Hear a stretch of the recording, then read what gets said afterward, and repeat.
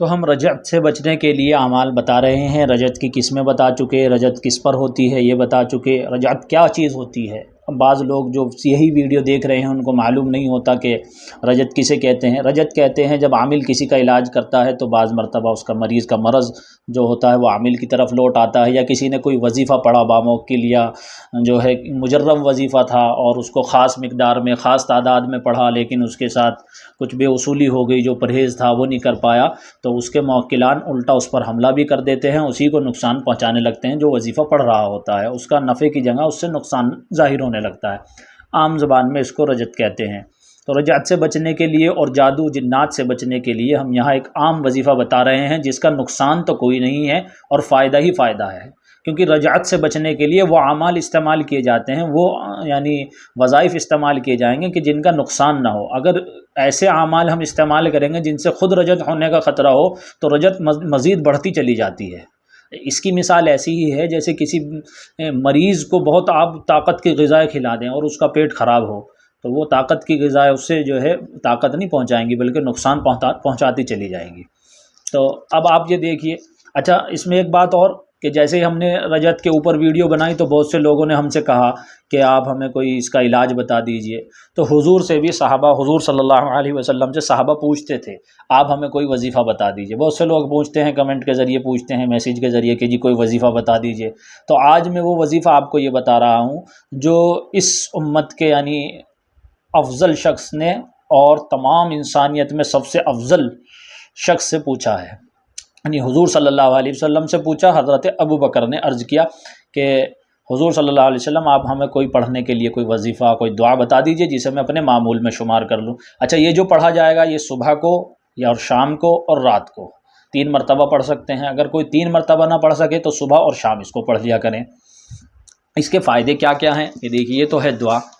اس کے فائدے کیا ہیں وہ یہ ہیں۔ وساوس کی رجعت سے بچنے کے لیے، جس کو وساوس کی رجعت ہو جائے، قسم قسم کے وسوسے آنے لگے تو اس کی رجعت سے یہ بچاتا ہے۔ سفلی رجعت سے بچنے کے لیے، جو ناپاک رہنے کی اور عادت ہو جاتی ہے اور بھی ناپاکی ہے اس کے اندر، مستقل ایک سفلی عمل جو کیا جاتا ہے اور گندے اعمال اس میں ہوتے ہیں اور انسان جو ہے استنجا بھی نہیں کرتا اس کے اندر، اور ایک عجیب اس کے کیفیت گزرتی ہے، نماز پڑھنا اس کے لیے مشکل ہو جاتا ہے، قرآن پڑھنا مشکل ہو جاتا ہے۔ یہ سفلی عمل کی رجعت ہوتی ہے۔ اس سے بچنے کے لیے، کسی بھی عمل کے بگڑ جانے کی رجعت سے بچنے کے لیے، کوئی بھی عمل ہوتا ہے وہ نیک عمل ہو، اچھا عمل ہو، نوری عمل ہو، تو اس کے بگڑنے سے جو رجعت ہوتی ہے اس سے بچنے کے لیے۔ چوتھے نمبر پر ہے دوسروں کو اپنے عمل کی رجعت سے بچانے کے لیے۔ کبھی کبھی بیوی بچوں پر بھی رجعت آ جاتی ہے اور آس پڑوس کے لوگ پر، کسی اور پر بھی آ جاتی ہے ساتھ رہنے والوں پر، تو ان کو اپنی رجعت سے بچانے کے لیے، شیطانی رجعت سے بچنے کے لیے۔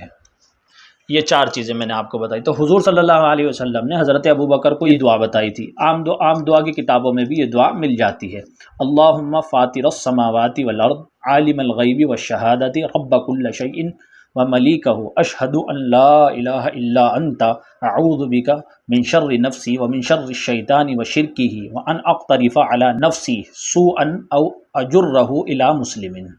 یہ دعا ہے، یہ حوالہ بھی میں نے لکھا ہے، سنن ابی داؤد، حدیث نمبر بھی لکھی ہے، ترجمہ بھی لکھ دیا سہولت کے لیے تاکہ آپ لوگوں کو سمجھنے میں آسانی ہو۔ دیکھیے ترجمہ: اے اللہ آسمانوں اور زمینوں کے پیدا کرنے والے، اللہم فاطر السماوات والارض، پوشیدہ اور موجودہ چیز کے جاننے والے، عالم الغیب والشہادہ۔ بعض کیونکہ ایسے اعمال ہوتے ہیں جو پوشیدہ ہوتے ہیں، کیونکہ جادو کے اندر بھی مریض کو پتہ نہیں لگ پا رہا ہوتا ہے میرے پہ اثر کون سی چیز کر رہی ہے، اور رجعت میں بھی ایسی چیزیں ہوتی ہیں جو عامل پہچان نہیں پا رہا ہوتا ہے کہ وہ کیا چیزیں پوشیدہ ہیں اور اس کے اندر جو اس کو نقصان پہنچا رہی ہیں، لیکن اللہ جانتا ہے۔ تو یہاں ایک طریقے سے اس کی طرف اشارہ آپ سمجھ سکتے ہیں، لیکن یہ تو عام بات ہے کہ کسی بھی ہر پوشیدہ چیز کی طرف اشارہ ہے۔ ہر چیز کے پالنہار اور مالک، کوئی بھی چیز ہو اس کا پالنہار اللہ ہی ہے اور مالک بھی اللہ ہی ہے۔ میں گواہی دیتا ہوں کہ تیرے سوا کوئی معبود برحق نہیں ہے، میں تیری ذات کے ذریعے اپنے نفس کے شر سے۔ دیکھیے یہ وساوس کے جو ہے کی رجعت سے بچنے کے لیے یہ لائن خاص طور سے دیکھتے ہیں: اعوذ بک من شر نفسی ومن شر الشیطان، اور شیطان کے شر سے، یہ شیطانی رجت سے بچت، اور اس کے شرک سے، اور اپنے حق میں برا کرنے سے، یعنی اس کی شراکت سے اور اپنے حق میں برا کرنے سے، وَأَنْ أَقْتَرِفَ عَلَى نَفْسِي سُوءًا أَوْ أَجُرَّهُ إِلَى مُسْلِمٍ، اور کسی مسلمان کے حق میں برا کرنے سے پناہ مانگتا ہوں۔ بعض مرتبہ ایسا ہوتا ہے کہ رجت جو ہے وہ اپنے اعمال کی کسی اور پر ہونے لگتی ہے اور اس کے ساتھ یعنی وہ معاملات پیش آ جاتے ہیں، تو اس کا مفہوم بھی اگر آپ غور کریں تو اس کے اندر یہ مفہوم شامل بھی ہے کہ وہ رجت سے بچانے کے لیے ہے۔ پھر سب سے بڑی چیز ہے آپ اس کو مسنون سمجھ کر پڑھیں اور تمام حفاظت اس کے اندر ہوگی، اور اپنے وظائف کے اندر میں تمام جو ہمارے یہاں سے داخلہ لے چکے ہیں اور ہمارے یہاں سے داخلہ لے کے جنہوں نے کورس کر لیا ہے اور جو بھی ہماری ویڈیو کو دیکھتے ہیں پسند کرتے ہیں، تمام حضرات سے کہتا ہوں اس دعا کو ضرور اپنے معمول میں رکھیں، صبح اور شام کبھی آپ اس کو نہ چھوڑیں تو انشاءاللہ نقصان نہیں اٹھائیں گے۔